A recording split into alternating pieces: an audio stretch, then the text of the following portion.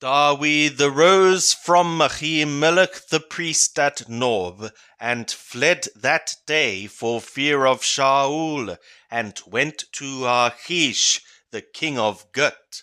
And the servants of Achish said to him, Is not this David the king of the land? Did they not sing one to another of him in dances, saying, Shaul hath slain his thousands, and David his myriads? And David laid up these words in his heart, and was very afraid of Achish the king of Gut. And he changed his behavior before them, and feigned himself mad at their hands, and scrabbled on the doors of the gate, and let his spittle fall down upon his beard.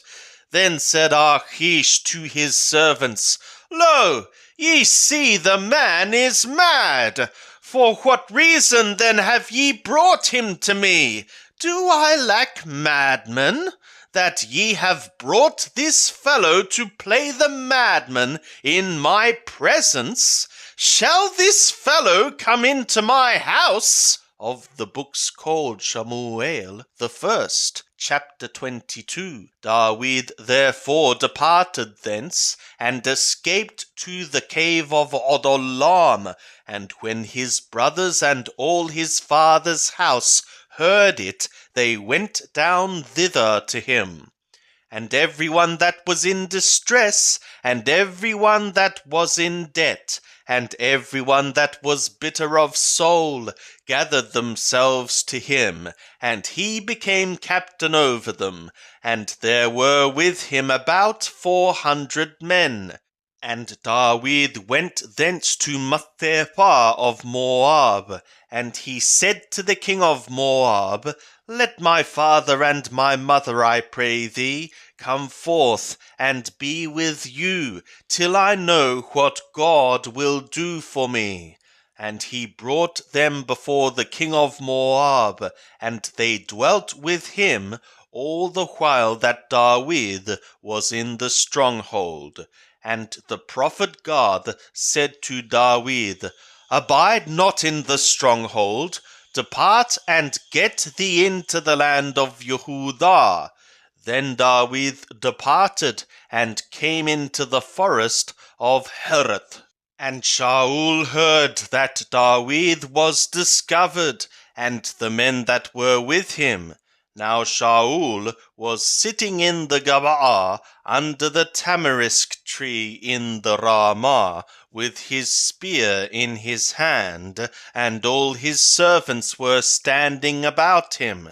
And Shaul said to his servants that stood about him, Hear now, ye Bnei Yemini, will the son of Yeshai give every one of you fields and vineyards? Will he make you all captains of thousands and captains of hundreds, that all of you have conspired against me? And there is none that discloseth to me when my son maketh a league with the son of Yeshai. And there is none of you that is sorry for me, or discloseth to me that my son hath stirred up my servant against me, for an ambusher, as at this day. Then answered Doeg the Edomi, who stood by the servants of Shaul, and said, I saw the son of Yeshai coming to Nob, to Ahimelech, the son of Ahitob.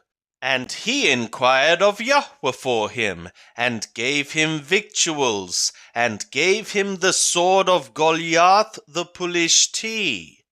Then the king sent to call Ahimelech the priest, the son of Ahitob, and all his father's house, the priests that were in Nob, and they came all of them to the king.